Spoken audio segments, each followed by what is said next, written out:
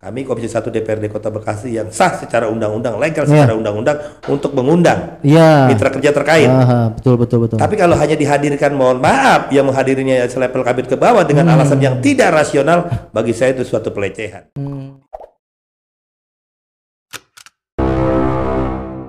Assalamualaikum warahmatullahi wabarakatuh. Jumpa lagi kawan Rujuk di Rujuk Podcast dan masih bersama gue Muhammad Lukman. Kawan Rujuk, bicara pemerintahan yang baik adalah pemerintahan yang berjalan antara legislatif dan eksekutif secara beriringan.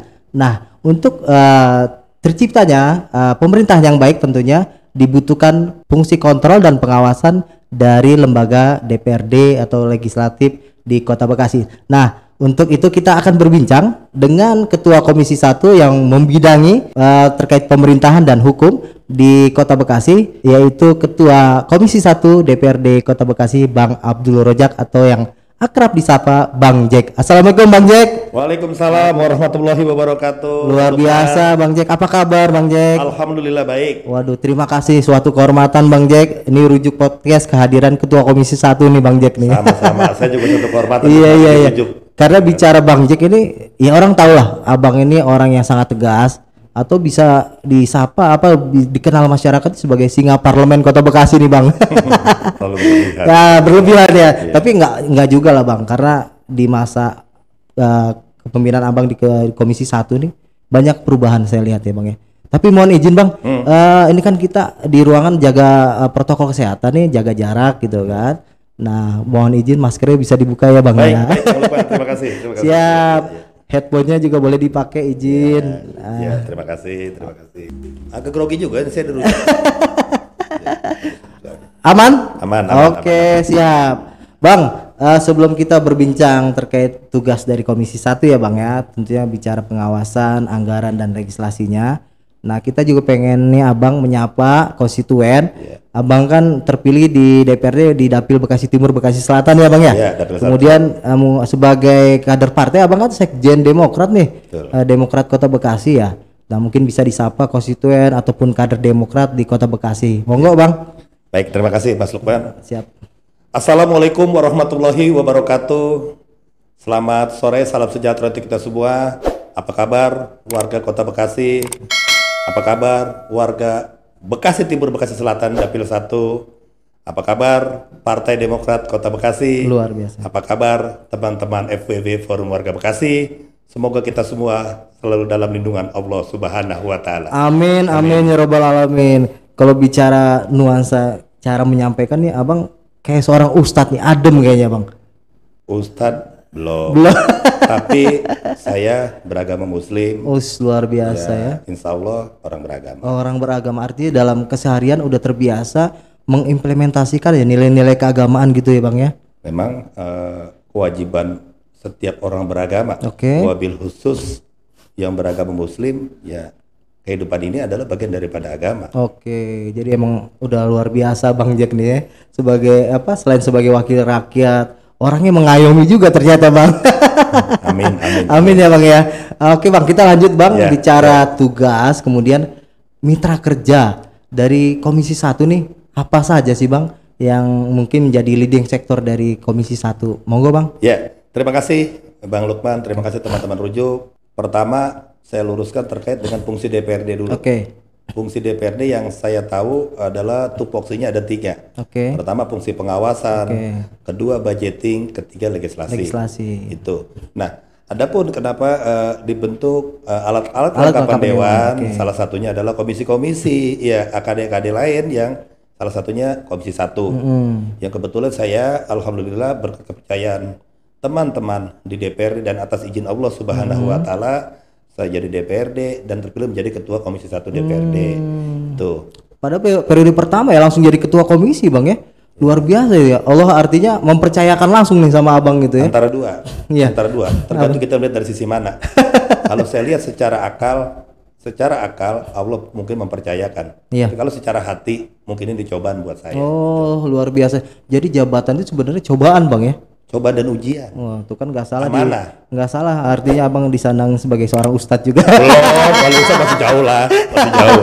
Oke bang, dilanjut bang. Nah, mitra kerjanya Komisi 1 apa aja bang? Baik, Bang Lukman, warga Kota Bekasi. Pertama, mitra kerja Komisi 1. Pertama, fungsi Komisi 1 dulu. Oke, Komisi 1 adalah membedakan persoalan hukum. Persoalan hukum. Itu bidang hukum dan pemerintahan. Itu yang menjadi leading sektornya ya. Leading sektor Komisi 1. Ditambah badan-badan seperti badan pertanahan, imigrasi. Ya itu. Oh, masuk juga ya Komisi 1 ya. Masuk mitra kerja Komisi 1. Nah, kalau tadi mitra kerjanya selain Badan Pertanahan Nasional Kota Bekasi, BPN Kota Bekasi ya, imigrasi. Nah, kalau OPD bang, OPD ada berapa OPD yang masuk dalam mitra kerja Komisi 1 bang? Ya, kalau OPD ya begitu banyak OPD, ada 9 sampai 10 OPD. Ya, salah satunya pertama ya persoalan pemerintahan ya BKD, Badan Kepegawaian. Badan Pegawaian, terus Dinas Perizinan, Disdukcapil. Itu fungsi yang memang bersinggungan dengan masyarakat langsung. Oke. Nah, kalau bicara di Komisi 1 strukturnya bang, nah abang kan sebagai ketua dari fraksi Demokrat ya, mohon izin. Nah, di alat kelengkapan dewan kan pasti semua anggota fraksi ada tuh. Nah, di Komisi 1 siapa saja, kemudian ada berapa sih bang anggota di Komisi 1 ini? Komisi 1 sebetulnya setiap komisi di Komisi 1 ada 13 anggota. 13 anggota. Dari 50 DPRD yang ada. Ya. Sekretaris abang dari fraksi apa dan siapa? Pertama sekretaris saya Pak Haji Saipudullah. Saipudullah ya, dari fraksi PKS. Kemudian ada wakil ketua ya. Wakil Bu Aminah dari fraksi PAN. Dari fraksi PAN. Sisanya itu anggota-anggota ya, yang 10 orang itu ya. Teman-teman ya. Teman-teman semua fraksi ada. Nah, kita juga memori kita flashback bang, setahun ini banyak gebrakan ataupun mungkin program-program dari Komisi 1 yang mungkin masyarakat tahu, wah Bang Jack luar biasa nih, langsung sidak atau datang ke OPD memastikan pelayanan berjalan lancar nggak nih, optimal nggak buat masyarakat gitu kan.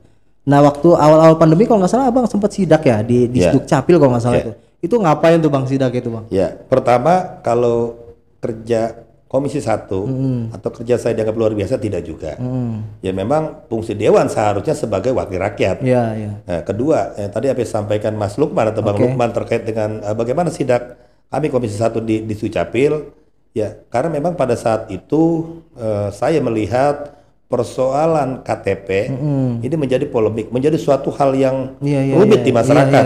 Salah satu. Satu sisi masyarakat butuh administrasi KTP, tapi itu waktu itu awal pandemi ya. Gitu ya. Pertama kita lihat ada penumpukan yang sangat luar biasa di kantor di Disdukcapil. Itu.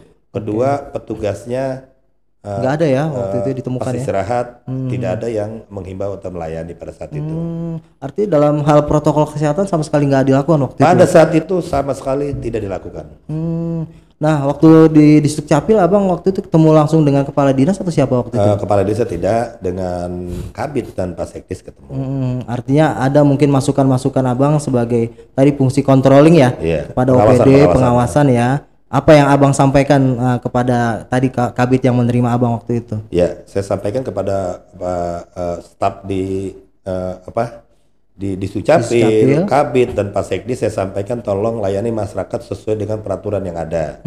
Kenapa? Saya lihat pertama kita lihat faktanya ada penumpukan. Iya betul. Kedua, iya kan? Kemarin kami lihat persoalan di masyarakat terkait suket. Ada ribuan masyarakat pada saat itu yang suket hitungan tahun belum jadi. Belum jadi KTP-nya pada saat ya. Itu, Tapi sekarang alhamdulillah ya. Alhamdulillah. Setelah abang datang ke situ langsung mungkin direspon gitu ya bang. Alhamdulillah. Kepala dinas kita undang, dinas Disdukcapil kita undang ke Komisi 1. Iya, Pak Topik. Ya syukur alhamdulillah sekarang sudah ada perbaikan. Luar biasa. Pelayanan lebih baik lah ketimbang yang kemarin.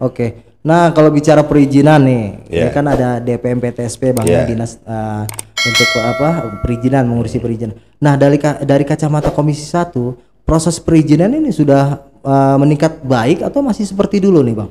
Pertama kalau saya lihat dari peningkatan baik, ya alhamdulillah sudah ada perbaikan. Sudah ada perbaikan di DPM-PTSP. Namun demikian yang masih saya lihat ketepatan. Kepastian tadi. Salah satu contoh Mas Lukman izin, memang kita lihat kalau memang bicara tentang aturan, harusnya setiap masyarakat mengurus perizinan apapun ada kepastian. Misalnya berapa hari gitu ya? 14 hari kerja, 30 hari kerja, 60 hari kerja ada kepastian. Nah ini yang menurut saya masih Belum ya? Kutip, masih jauh. Masih jauh. Apa nih secara apa OPD-nya belum mensosialisasikan ke masyarakat atau seperti apa, Bang? Pertama untuk OPD saya rasa sudah. Kalau saya lihat ada pamflet-pamflet himbauan di DMPTSP. Namun demikian jangkauan masyarakat masih minim. Oh. Kawan Rujuk, balik lagi di Rujuk Podcast dan masih berbincang dengan Ketua Komisi 1 DPRD Kota Bekasi, Bang Abdul Rojak atau yang akrab disapa Bang Jack. Bang Jack, tadi sedikit mengulas di segmen 1 kan kita sudah berbincang terkait fungsi ya dari Komisi 1, mitra kerja dari Komisi 1. Nah, kita juga ingin membahas nih nanti dari aparatur sendiri sudah efektif belum sih menjalankan tugasnya sebagai ASN melayani masyarakat gitu kan. Nah, sejauh ini kemudian kita juga pengen tahu nanti karena BPN ini mitra dari Komisi 1 ya. Betul. Nah, bicara BPN kan ada program PTSL gitu kan. Nah, masyarakat kan banyaknya yang belum punya sertifikat yang mengurus di PTSL gitu. Tapi sebelum kita bahas Bang, nah kawan Rujuk dan masyarakat Kota Bekasi mungkin pengen denger nih suara Abang nih. Ya kita juga pengen supaya masyarakat, wah Bang Jack selain wakil rakyat ternyata merdu juga suaranya gitu. Bisa aja. Iya.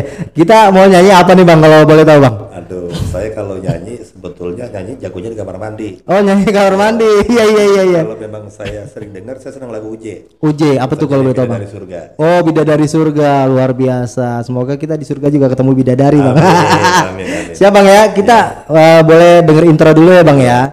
Kalau Rujuk kita dengarkan satu bait lagu dari Bang Jack yang merupakan lagu dari almarhum UJ, Bidadari Surga.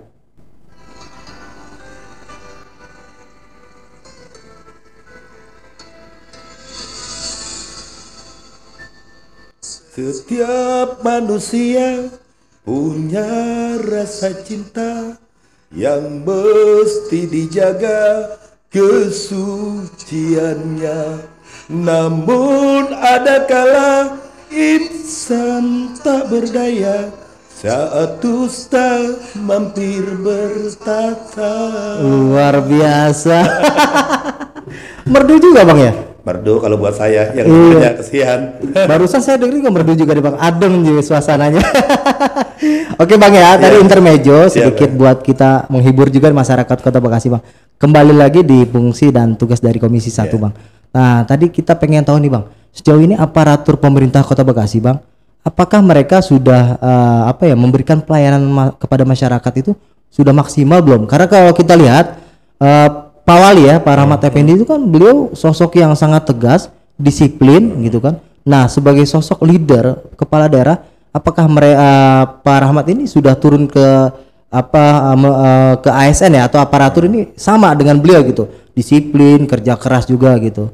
Silahkan Bang. Baik, terima kasih Bang Lukman. Ini saya menarik nih kalau bicara tentang aparatur Kota Bekasi. Kalau untuk bagaimana aparatur ASN Kota Bekasi menjalankan fungsinya dengan baik, ya saya rasa belum. Masih belum ya? Masih belum. Masih belum. Ada sebagian tapi mayoritas belum. Nah, belumnya itu yang Abang temukan di lapangan apa tuh? Seperti apa? Contoh kalau kita lihat, mohon maaf, pelayanan mungkin di level OPD-nya, tapi di level-level pelayanan di kelurahan, di kecamatan, di dinas-dinas OPD terkait itu masih sangat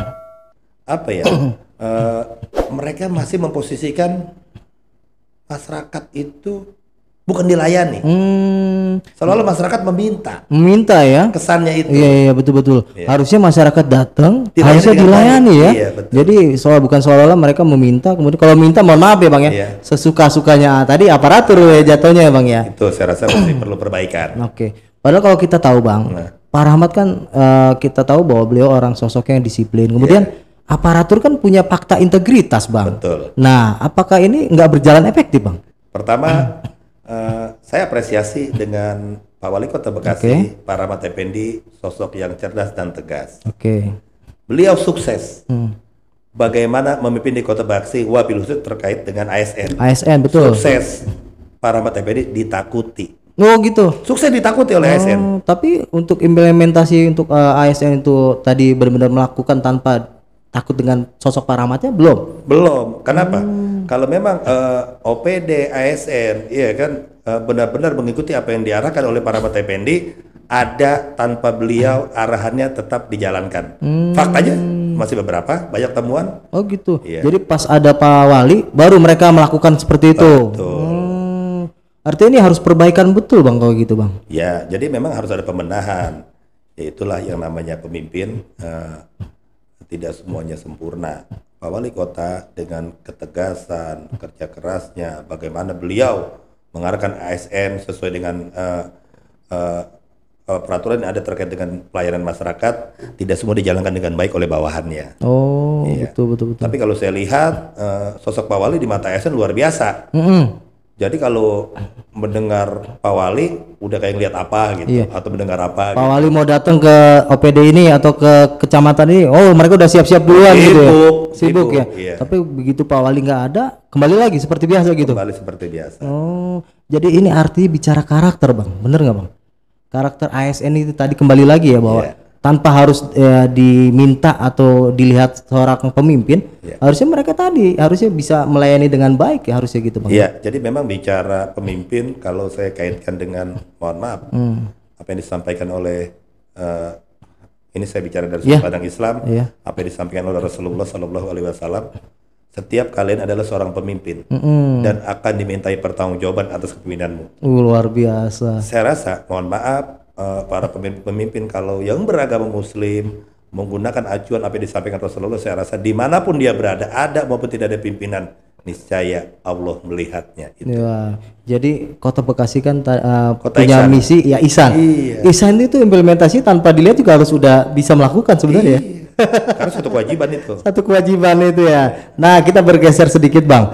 Bicara mitra kerja kan ada BPN. Nah, Badan Pertanahan ya Nasional Kota Bekasi. Nah, sejauh ini kinerja BPN di mata Komisi 1 udah maksimal belum sih Bang? Ya, pertama Komisi 1 sudah melakukan upaya silaturahmi ke Badan Pertanahan. Saya melihat sangat belum maksimal. Pertama, BPN ini pelayanan terhadap masyarakat beda dengan tadi ke OPD. OPD terkait dengan administrasi masyarakat hampir banyak mengurus, salah satunya persoalan KTP, iya kan, proses perizinan dan sebagainya. Kalau di BPN kan cuma urusan pertanahan. Sertifikat tanah lah yang ngurus itu. Sertifikasi pertanahan, iya kan. Pelayanannya masih sangat jauh. Masih sangat jauh. Apalagi bicara BPN ada program namanya PTSL Bang. Nah, mengurus sertifikat di yang masyarakat gitu Bang. Nah, pandangan Abang dan pengawasan Abang, program PTSL ini udah berjalan baik belum di masyarakat itu? Programnya baik, Programnya baik. baik. Namun demikian hasil kajian kami dan temuan kami di lapangan bahwa masih banyak penyimpangan. Salah satu contoh PTSL, iya kan, dari pemerintah pusat itu programnya sangat luar biasa. Bagaimana masyarakat mendapatkan sertifikasi dengan gratis dengan harga semurah mungkin. Betul. Namun demikian pada prakteknya sangat saya sayangkan. Ada beberapa temuan bahwa pemerintah Kota Bekasi melalui lurah camat, iya kan, wali kota membentuk Pokja. Nah, itu Pokja itu sebenarnya ya tadi mungkin lebih membantu proses tadi memudahkan, tapi tidak dipungkiri Bang ya, Pokja itu mohon maaf nih, orang yang mengurus dengan Pokja ini itu ada dalam tanda kutip Bang, ada kutipan nggak sih Bang? Pertama dulu saya tidak percaya bahwa ada kutipan, tapi begitu pada melihat praktik nyata, fakta di lapangan, kutipan-kutipan itu ada. Nah, saya sebagai wakil rakyat dari Komisi 1 dan sebagai kemarin ketua Forum Warga Bekasi sudah membuat spanduk himbauan kepada masyarakat terkait dengan pelayanan. Nah, inilah yang menjadi dilema. Masyarakat yang sudah tahu bahwa itu gratis dibuat Pokja, sehingga masyarakat takut untuk mengadu. Iya, betul. Salah satu contoh, katakanlah saya sebagai warga mengurus tanah. Saya tahu ini gratis. Sementara ada tim Pokja yang dibentuk oleh pemerintah Kota Bekasi. Iya. Ya. Terus kalau saya tidak mengikuti mereka, nanti saya tidak dimasukkan dalam program PTSL. Proses tadi program PTSL. Iya. Ya sebenarnya dengan adanya Pokja sebenarnya memudahkan. Cuman tadi ya prosesnya jadi lebih ribet juga sebenarnya karena ini ya. Sebetulnya mohon maaf memudahkan juga bagi saya tidak. Enggak juga. Pertama. Iya. Terkait dengan itu kan ada perangkat. Perangkat RT, RW, kelurahan, kecamatan, ya. Fungsikan yang ada pengurus itu berjalan. Nah, saran abang mungkin untuk BPN ke depan bang. Iya. Ini apa sih untuk perbaikan tadi pelayanan kepada masyarakat, terutama bidang untuk apa mendapatkan sertifikasi tanah gitu bang. Iya, harapan saya bukan hanya kepada BPN, wabil khusus kepada BPN dulu. Bagaimana Badan Pertanahan melayani masyarakat sesuai dengan aturan yang ada. Tuh. Jadi ibaratnya kalau misalnya gratis gitu ya. Sampaikan itu. Nah, ini udah berapa kali kunjungan bang ke BPN bang? Baru 1 kali. 1 kali ya. Secara lembaga. Oke. Tapi kalau ini secara legislatif, cuma kalau bicara warga sebagai warga atau sebagai pimpinan ormas, seringlah kita mengadvokasi masyarakat melalui ormas yang saya punya. Tapi ada perbaikan bang setelah adanya mungkin advokasi abang lakukan di BPN itu? Ya, alhamdulillah ada perbaikan. Cuma memang startnya berapa lama? Salah satu contoh, kadang-kadang kita melakukan advokasi, iya kan, ada perbaikan. Pada saat kepala BPN masih si A, pada saat kepala BPN ganti lagi, B, ya kebijakan lain lagi gitu.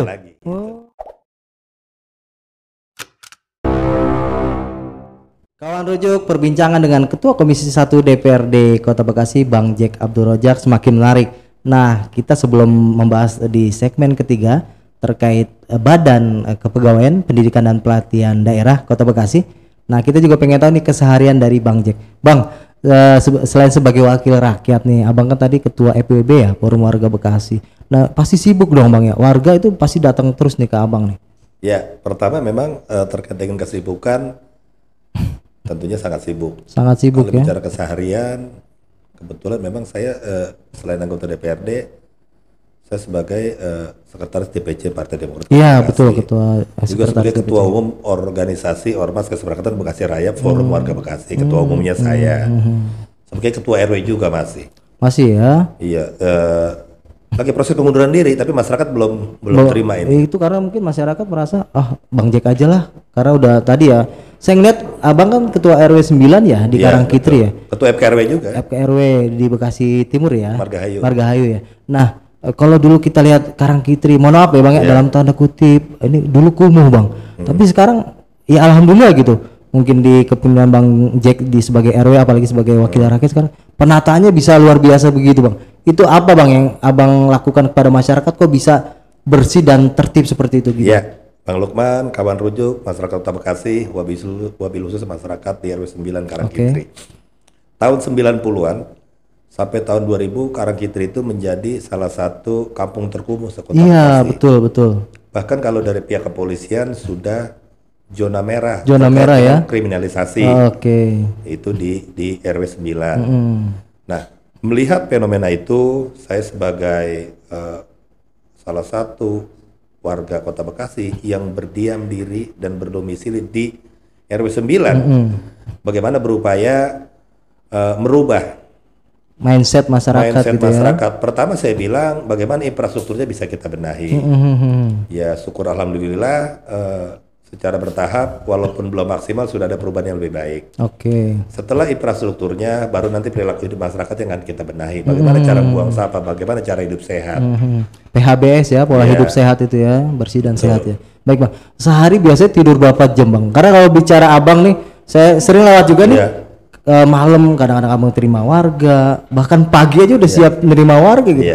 Nah kalau sehari tidur berapa jam sebenarnya Bang Jack ini? Ini memang pertanyaan hampir semua teman-teman saya bertanya. Iya. Bahkan istri saya bertanya. Iya. Pertama kalau tidur itu secara idealnya kan katanya 8 jam itu harus 8 jam. Saya nggak menentu, tidak menentu karena tidur bisa 1 jam, 2 jam, bahkan terkadang setengah jam. Ya tidak menentu. Itu cukup nggak kalau misalnya buat abang ya dengan aktivitas yang mobile kemana-mana gitu bang? Kalau menurut cukup saya rasa memang sangat tidak cukup. Tapi bagi saya memahami menikmati hidup ini bukan berapa banyak tidur ideal atau tidak, tapi bagaimana kualitas tidur dan bagaimana kita mensyukuri kehidupan ini. Alhamdulillah luar biasa Bang Jack ini. Oke bang, lanjut nih bang ya. Di segmen ketiga kita pengen tahu bang bicara Badan Kepegawaian Pendidikan dan Pelatihan Daerah BKPPD Kota Bekasi bang. Nah di proses pengangkatan atau mungkin perpindahan eselon ya bang. Nah sejauh ini dari eksekutif melibatkan nggak sih bang? Kan di situ ada Baper Jakat ya. Melibatkan legislatif nggak sih bang dalam proses perpindahan eselon itu bang? Kalau bicara gitu. Ya terima kasih Bang Lukman. Pertama kalau melibatkan legislatif, saya tidak tahu. Tapi kalau tidak melibatkan Komisi 1, iya. Oh gitu. Tidak harusnya melibatkan sebagai Komisi mitra 1, Komisi betul. 1 harus dilibatkan gitu ya. Minimal jadi begini, terkait dengan baper zakat, anjab, iya kan, dan sebagainya, memang Komisi 1 itu diberitahu. Oke. Karena memang itu bicara anjab, jabatan, perekrutan TKK dan sebagainya, itu hak prerogatif daripada kepala daerah atau pemerintah Kota Bekasi. Betul, Namun demikian Komisi 1 diberitahu terkait dengan anjab, nanti kita akan merekomendasi. Oke. Si A layak tidak di sini. Iya. Itulah fungsi kami di Komisi 1. Jadi menempatkan orang ataupun kepala dinas sesuai dengan tadi kapasitas dan kemampuannya ya. Betul. Oke. Jadi lebih pada minta rekomendasi atau minta pendapat lah dengan Komisi 1 gitu. Iya, karena memang tidak diatur dalam aturan yang ada. Tapi tadi supaya hubungan sinergi yang baik antara legislatif dengan eksekutif, apa salahnya sebenarnya kalau misalnya tadi komunikasi dibangun gitu Bang ya? Ya, seperti saya sampaikan bahwasanya kalau kita implementasi lagi kepada pemahaman Undang-Undang 23 2014, Undang-Undang Nomor 23 Tahun 2014, bahwa antara pemerintah daerah dengan DPRD adalah sama-sama penyelenggara negara. Harusnya, idealnya, sioknya dan sepantasnya pemerintah beriringan. Itu disebut sama-sama penyelenggara negara. Ini kan faktanya jalan sendiri. Ini perlu perbaikan loh arti ke depan. Sangat perlu. Nah, ini kan Abang sudah setahun nih. Iya. Kita tahu bahwa nanti proses AKD 2 tahun setengah ya pergantiannya. Artinya masih ada 1 tahun setengah. Bisa nggak ibaratnya merubah ini Bang ke depan nih 1 tahun setengah lagi nih Bang? Pertama, sebagai wakil rakyat, saya akan terus berupaya untuk menjalankan tugas saya sesuai dengan aturan yang berlaku. Karena sumpah jabatan tadi ya. Kedua, saya mensikapi terkait BKPPD. Secara khusus, secara umum kepada pemerintah Kota Bekasi, bahwa sinergisitas antara pemerintah dengan DPRD masih belum berjalan dengan baik. Bukan berarti tidak berjalan, masih belum berjalan dengan baik. Masih bisa diperbaiki sebenarnya ya. Bisa perbaikan kalau Pak Wali Kota, Pak Rahmat Effendi benar-benar diikuti oleh bawahannya.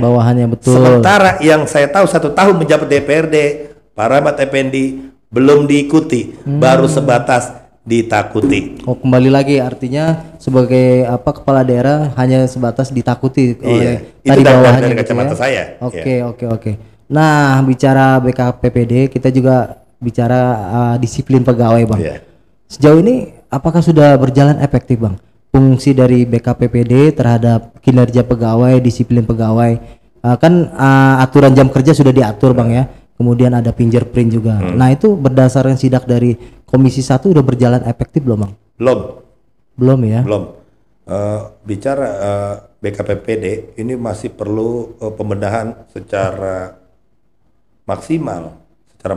Masih sangat jauh dari harapan. Masih sangat jauh. Tapi di Komisi 1 sering hearing, dengar pendapat dengan Komisi 1 ya, dipanggil di OPD BKPPD ini. Kita sering mengundang. Kalau bicara terkait dengan hukum, bahkan kalau kita sering mengundang, tapi terkadang kepala BPKPPD ini jarang hadir. Pak Karto ya kalau nggak salah ya. Iya. Tapi dengan alasan rasional waktu itu tidak hadir. Alasannya sedang mendampingi Pak Wali itu saja. Gitu.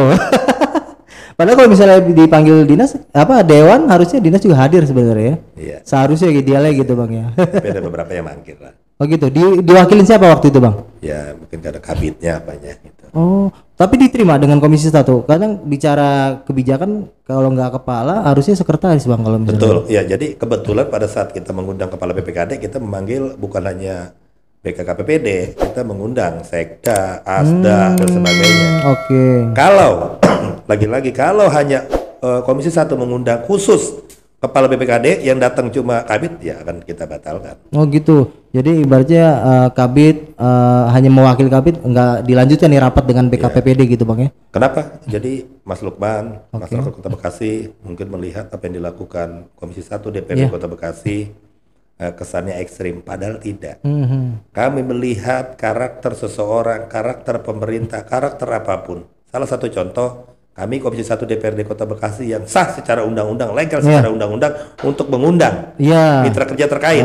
Betul. Tapi kalau hanya dihadirkan, mohon maaf, yang menghadirinya selevel kabit ke bawah dengan alasan yang tidak rasional, bagi saya itu suatu pelecehan. Di situ terlihat bagaimana OPD melayani masyarakat dengan baik. Bagaimana dengan DPRD saja mereka sudah tidak sebagai ngorangin. mitra aja tidak mengorangin itu. Tercermin karakter yang tidak baik di situ.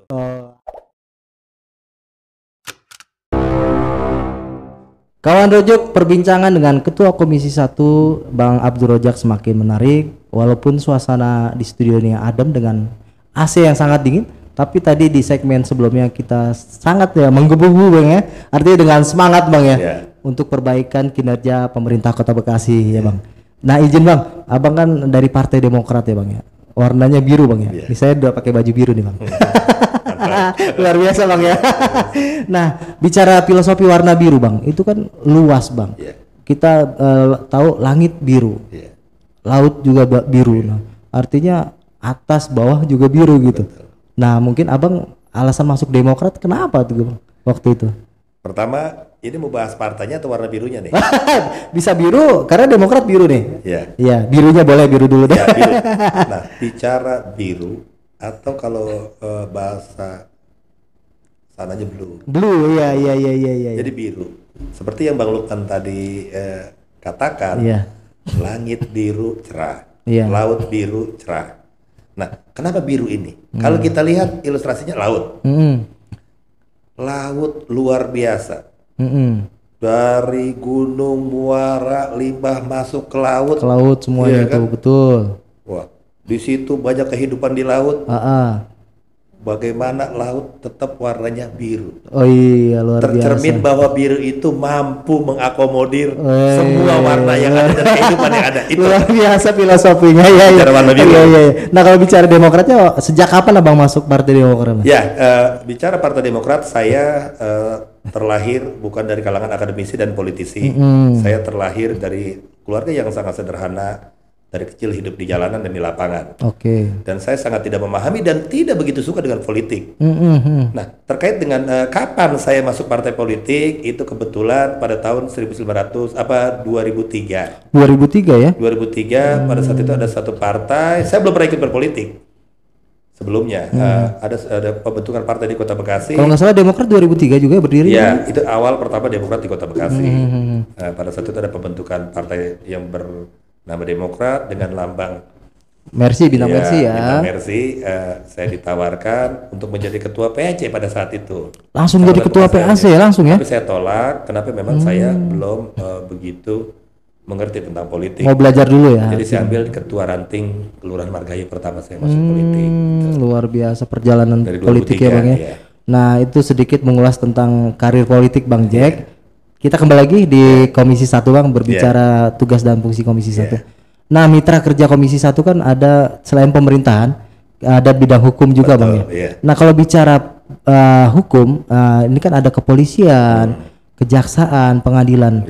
Nah sudah berjalan efektif atau sinerginya udah berjalan dengan baik belum sih Bang dengan tadi instansi tadi tuh Bang? Terima kasih Bang Lukman, kawan rujuk dan masyarakat Kota Bekasi.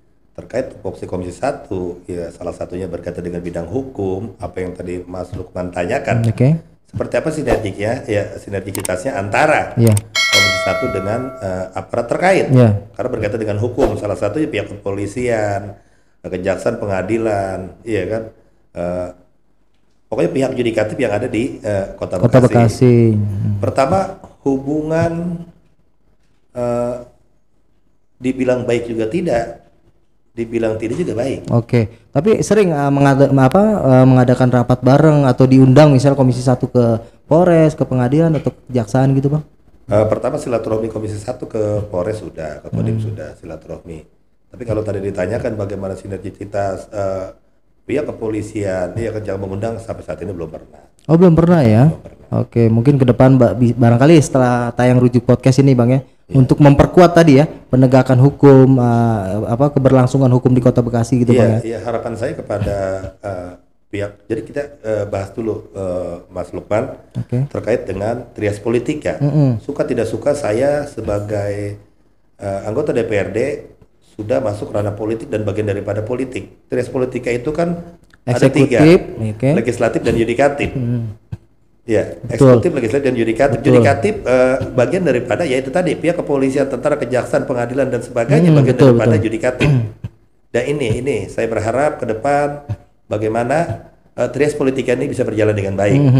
Tapi kalau saya lihat bagaimana hubungan DPR dengan eksekutif, bagaimana dengan yudikatif, kayaknya masih ada penyumbatan-penyumbatan. Oh gitu. Kendalanya dari apa sih Bang? Ya, miskomunikasi ya. Tapi sudah ada upaya mungkin dari DPRD, dari khususnya Komisi 1 gitu untuk memperbaiki atau langsung datang gitu ke lembaga tersebut gitu Bang? Nanti kita akan berusaha karena memang pertama di tahun pertama kami menjabat sebagai anggota DPRD atau saya menjabat sebagai ketua Komisi 1 yang sama-sama kita tahu pandemi ya. Persiapan pandemi ini sangat menguras semuanya. Waktu tersita, semuanya tersita. Insya Allah ke depan ada perubahan yang lebih baik dari semua bidang. Siap. DPRD juga harus berbenah. Jadi ibaratnya bukan buat lembaga lain tapi DPRD sendiri ya Bang ya. Oke.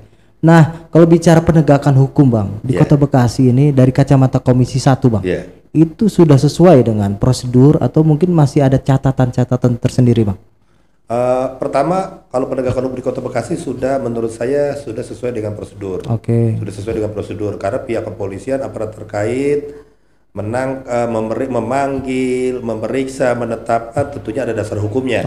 Namun demikian, kalau catatan dalam tanda kutip masih banyak lah hal-hal yang dalam tanda kutip tadi itu perlu ada perbaikan. Harus ada ya. Namanya lembaga mungkin gak semua sempurna 100% Bang ya. Siap. Kemudian kalau bicara proses pengadilan atau mungkin nanti di kejaksaan itu, walaupun tadi belum ada komunikasi Bang ya atau belum ketemu langsung, itu dalam pandangan Abang nih, tahapan-tahapan itu sudah baik belum sih Bang? Lagi-lagi seperti saya sampaikan secara umum. Secara umum baik kepolisian, kejaksaan maupun pengadilan memanggil, memeriksa, menetapkan segala sesuatu tentunya ada dasar hukumnya. Lagi-lagi namun demikian ada beberapa hal yang menurut saya perlu catatan-catatan perbaikan. Siap. Ini sangat menarik Bang. Karena biar bagaimana bicara hukum ini kan sesuatu hal yang sensitif ya Bang di masyarakat. Salah dikit nanti kena hukum, salah dikit kena hukum. Artinya perlu ada kepastian hukum itu sendiri Bang. Jadi gini, pertama bicara undang-undang ITE, sejauh mana masyarakat mengerti tentang undang-undang ITE. Iya betul Bang. Kedua, yang saya pahami di Kota Bekasi ini masih sangat riskan. Salah satu contoh penegakan hukum dari pihak kepolisian. Kalau saya lihat dari pihak kepolisian bagaimana sudah berupaya antara Polmas, polisi masyarakat. Iya kan? Ini betul. Sudah ada etikat baik, sudah ada bagaimana polisi bersinergi dengan masyarakat. Tapi pada prakteknya, sebagian masyarakat melihat aparat penegak hukum jadi momok yang sangat menakutkan. Tadi lagi tuh bahwa kesadaran masyarakat juga artinya cuma pas melihat aparat baru takut gitu ya. Jadi belum terbentuk secara kesadaran hukum sendiri gitu. Nah, ini kan kita perlu mensosialisasikan dari pihak kepolisian dan kita semua termasuk saya anggota DPRD bagaimana mensosialisasikan fungsi. Ini loh penegak hukum. Kenapa dilakukan penegakan hukum? Anda tidak boleh melanggar hukum. Ini loh kalau Anda melanggar hukum, itulah salah satunya. Bang. Ini tapi sedikit mengulik nih Bang. Pernah nggak sih kita bicara anggota DPRD secara umum Bang, pernah nggak sih ibaratnya karena sebagai anggota DPRD tadi secara kewenangannya karena mungkin ya dekat dengan tadi aparat hukum pakai jabatannya gitu untuk mengurangi kasus hukumnya atau supaya nggak terdampak atau terkena kasus hukum gitu Bang?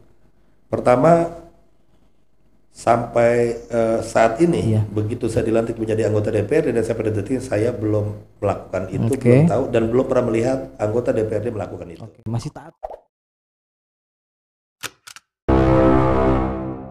Balik lagi kawan Rujuk di Rujuk Podcast dan tidak terasa kita memasuki segmen terakhir dan masih berbincang dengan Ketua Komisi 1 DPRD Kota Bekasi Bang Jack Abdul Rojak. Bang Jack, tadi kita sudah mengulas tugas dan fungsi Komisi 1 ya Bang ya, terkait tadi pengawasan di pemerintahan, kemudian di bidang hukum. Nah di segmen terakhir kita juga pengen tahu Bang secara detail nih profil Abang gitu, nggak apa-apa Bang? Nggak apa-apa. Kita kupas tuntas tentang mulai Abang dari kecil, kemudian Abang itu karakternya terbentuk dari apa sih ibaratnya, mulai dari sekolah, kemudian sampai anggota dewan ini. itu bisa menjadi wakil rakyat, prosesnya seperti apa gitu. Ya. Oke Bang. Baik, terima kasih Bang Lukman, Oke. teman-teman Rujuk dan masyarakat Kota Bekasi. Ya, ini hal yang sangat menarik. Saya senang menceritakan tentang kisah hidup. Oke. Buat motivasi Ya. juga soalnya Bang. Indah dikenang tapi pahit dirasa. Baik, Bang Lukman, pertama tentang kisah hidup saya. Oke.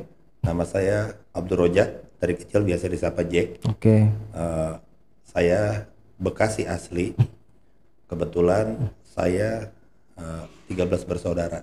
13 bersaudara, saya anak nomor 8. Nomor 8 ya. Iya. Lagi-lagi saya sampaikan, saya bukan dari kalangan akademisi, bukan dari kalangan politisi. Orang tua saya Bekasi asli, beliau orang yang sangat sederhana. Oke. Gitu.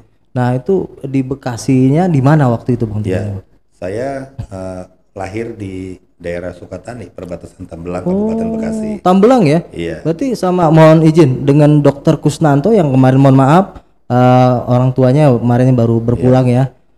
Itu masih beraya atau saudara gitu Ya, Bang? pertama dengan Dokter Kus, dengan almarhum Pak Haji Saidi. Saidi, ya, betul. Beliau itu kalau dikaitkan dengan orang tua saya masih ada kaitannya. Saya juga turut berduka yang sedalam-dalamnya Ya, berpulangnya beliau. Beliau adalah sosok orang yang baik, Iya. sosok orang yang luar biasa. Terbukti, lihat anak-anaknya Berhasil salah satunya semua ya? Dr. Kus itu Berhasil semua alhamdulillah luar ya. biasa contoh bagi masyarakat Kota Bekasi. Siap. Kembali lagi ke sosok Bang Jen. Iya. Nah tadi lahir di Sukatani atau di daerah Tambelang segitu Iya. Bang. Nah besarnya Abang tuh di mana? Ya, besarnya saya di Bekasi. Di Bekasi ya? Sekarang saya Kota tinggal di Bekasi ini Kota ya? Bekasi, Karangkitri. Bang Lukman, saya kenapa tadi saya bilang indah untuk dikenang tapi pahit untuk dirasa. Rojak kecil pada saat itu tahun 80-an. Oke. Saya sekolah SD di Sukatani. Sempat terputus waktu SMP-nya, tertunda karena memang dengan kesederhanaan, dengan segala keterbatasan saat keluarga, itu ya? 13 bersaudara. Masa kecil saya di usia yang memang harusnya saya masih bermain.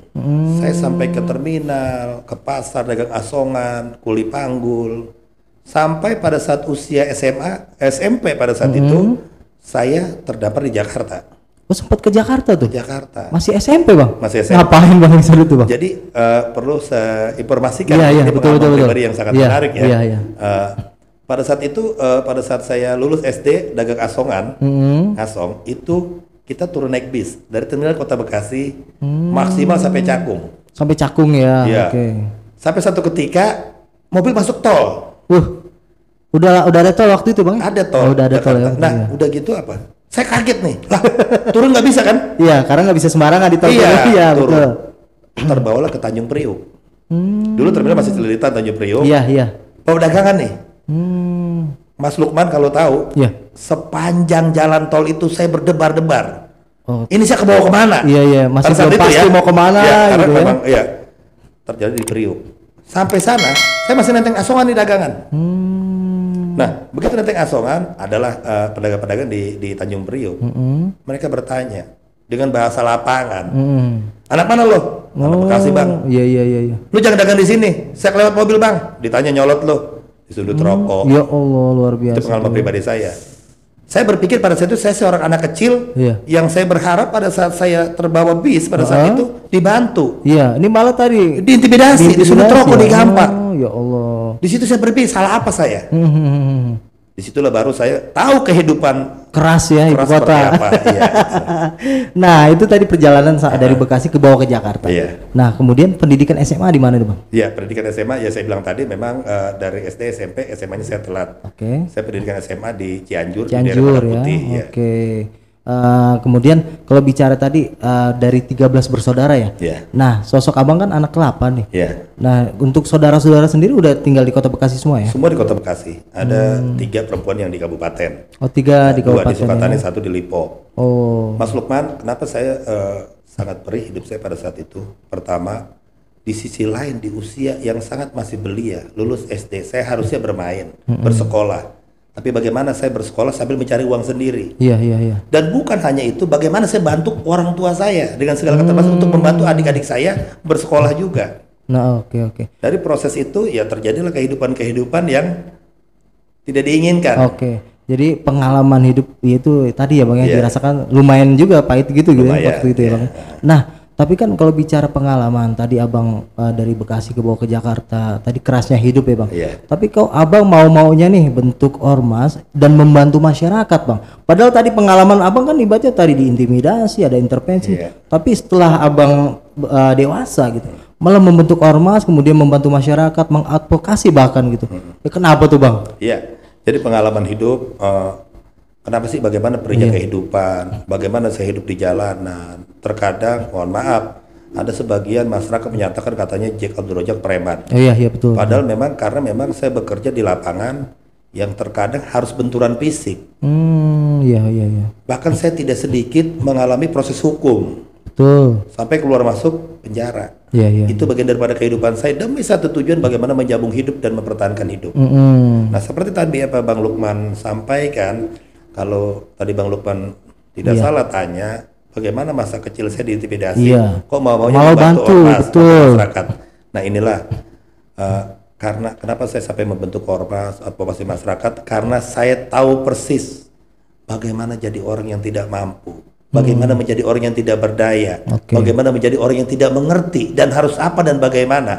Atas dasar pengalaman pribadi itulah saya terpanggil. Bagaimana hidup bisa bermanfaat buat orang banyak. Orang banyak, luar biasa ya. Nah, anak sekarang udah berapa Bang? Alhamdulillah 4. 4 ya. Udah katanya mau insya Allah tahun ini insya Allah sekolah polisi Bang ya? Iya. Masuk ya polisi, amin ya. Nah, istri orang mana Bang? Istri Bekasi. Bekasi Tulen. Bekasi campuran Bogor. Iya. Katanya kalau misalnya dapat informasi nih saya dari tetangga Abang. Kalau misalnya ini sengaja nggak mau identitasnya sebagai istri Bang Jack. Karena kalau di pasar katanya kalau belanja nggak mau dibayar kata pedagang, itu benar Bang? Iya, jadi itu jadi gini, itulah pengalaman pribadi. Salah satu contoh karena memang saya di lapangan sering bantu persoalan-persoalan masyarakat. Mungkin ada sebagian pedagang, teman-teman yang merasa terbantu oleh saya pada saat ke pasar, kita mau belanja, uangnya tidak diterima. Istri saya sempat seujon. Iya. Nggak boleh begitu. Saya bilang, ya kan kita mau beli, kan? Itu. Nah, dari dasar itu pada saat saya dengan istri saya ke pasar, uang tidak diterima, istri saya nggak mau sama saya lagi. Jadi dia kalau bisa jangan sampai tahu kalau istrinya Abdul Rojak. Saking ditutupinya Bang ya. Nah, bicara masa kecil teman Abang kan sekarang udah banyak yang pejabat. Iya. Pak Rahmat dulu ya sempat dekat lah ya waktu masa-masa kecil ya.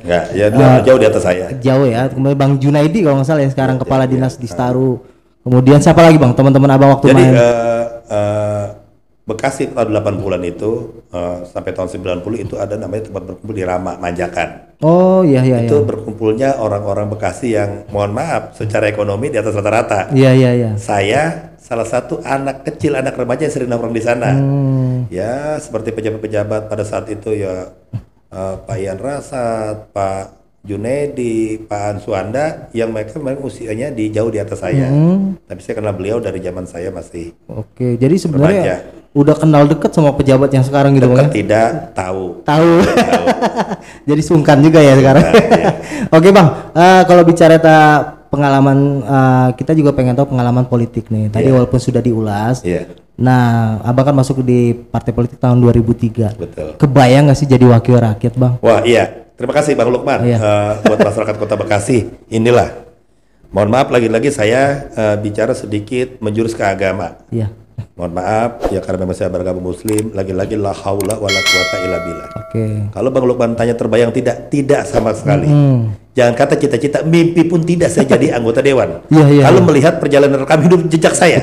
Jejak apa? Ini dari kecil dari sulit bekerja jadi security, iya kan, benturan fisik keluar masuk sel, demi untuk memperjuangkan hidup, demi bantu masyarakat. Mimpi juga enggak ya, tapi alhamdulillah sekarang Allah mengamanahkan nih jabatan Abang. Makanya saya bilang tadi, ini ada 2 pilihan bagi saya yang saya rasakan. Cobaan menjadi wakil rakyat bisa ini, pertama amanah. Kedua, ini menjadi ujian yang terberat dalam hidup saya. Iya betul.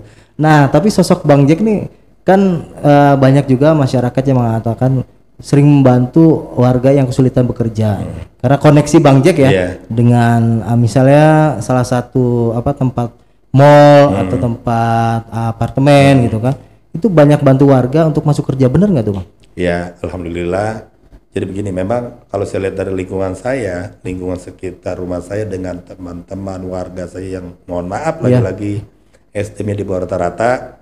Jadi kalau secara prosedural mungkin memang agak sulit. Iya.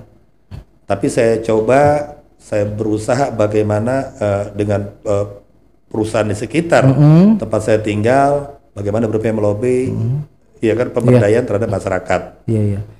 Jadi memperhatikan lingkungan ya. Iya. Sebelum membangun misalnya mall, apartemen, tetap memperhatikan lingkungan sekitar, rekrutmen pegawai gitu Bang ya. Karena masyarakat saya dengan SDM yang terbatas, mohon maaf. Oke. Ya, seperti Bang Lukman tahu kan di sekitaran Blue Mall, iya kan, Betos, Mitra, Transpark dan sebagainya, lingkungan saya mayoritas jadinya apa sih Bang? Betul. Security, public cleaning service, ada beberapa mungkin menjadi staff yang SDM-nya agak baik kan.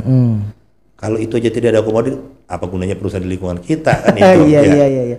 Oh, luar biasa perjalanan hidup Abang ya. Yeah. Mulai dari kecil sampai sekarang menjadi wakil rakyat Bang. Nah, kita sudah selesai nih Bang. Tapi mungkin Abang ada pesan kepada pemerintah Kota Bekasi agar kedepannya aparatur pemerintah ini bisa memaksimalkan kinerjanya agar bisa melayani masyarakat lebih maksimal lagi. Mungkin pesannya bisa disampaikan sekarang Bang. Ya, terima kasih Bang Lukman. Saya Abdul Rojak sebagai Ketua Komisi 1 DPRD Kota Bekasi menekankan kepada pemerintah Kota Bekasi dari wali kota sampai tingkat terbawah kelurahan bagaimana menjadi pelayan yang terbaik. Lagi-lagi saya sebagai wakil rakyat bukan untuk mempersalahkan, tapi bagaimana saling berbenah. Dan ini bagian kecil daripada tugas kami untuk bagaimana menjalankan fungsi DPRD dengan baik. Sekali lagi, bukan hanya pemerintah Kota Bekasi, saya pribadi dan teman-teman DPRD, mari semua kita berbenah demi kemajuan Kota Bekasi yang lebih baik. Luar biasa. Bang, kita di sini ada program Tanjap Bang. Di biasa segmen terakhir. Jadi ada Q&A, tanya jawab cepat. Nanti ada 2 pilihan, Abang jawab cepat ya Bang ya. Bisa dimulai sekarang Bang? Bisa. Oke. Abang senangnya kopi atau teh? Kopi. Kopi ya. Alasannya kenapa Bang? Cerah aja kalau kopi. Kalau kopi nggak bikin ngantuk? Nggak. Nah selanjutnya Bang ya, Abang lebih suka jadi politisi atau ketua ormas? Saya lebih suka politisi. Politisi ya, artinya menjadi wakil rakyat tadi bisa membantu semua elemen ya Bang ya. Oke, selanjutnya Bang ya, mau nyalon wali kota atau enggak? Saya mau nyalon presiden. 2024. Amin. Oke. Terakhir Bang ya, terakhir. Oke. Kalau sarapan sukanya bubur ayam atau nasi uduk? Nasi uduk. Nasi uduk. Bekasi banget. Enggak tanya kenapa saya suka nasi uduk. Kenapa nasi uduk? Di sekitar rumah saya adanya nasi uduk. Biar bubur ayam. Oke Bang, terima kasih Bang ya. Tapi sebelum ditutup, mungkin kita mau denger sekali lagi latunan suara merdu dari Abang. Tapi karena ini bulan Maulid ya, bulan mulut Bang ya. Kita boleh salawatan nih Bang. Boleh ya Bang ya. Kita mau denger salawat apa nih Bang? Iya, salawat badar lah. Salawat ini ya Nabi salam ya. Oke Bang ya. Bisa dimulai Bang ntar ya Bang ya. Kita intro dulu Bang.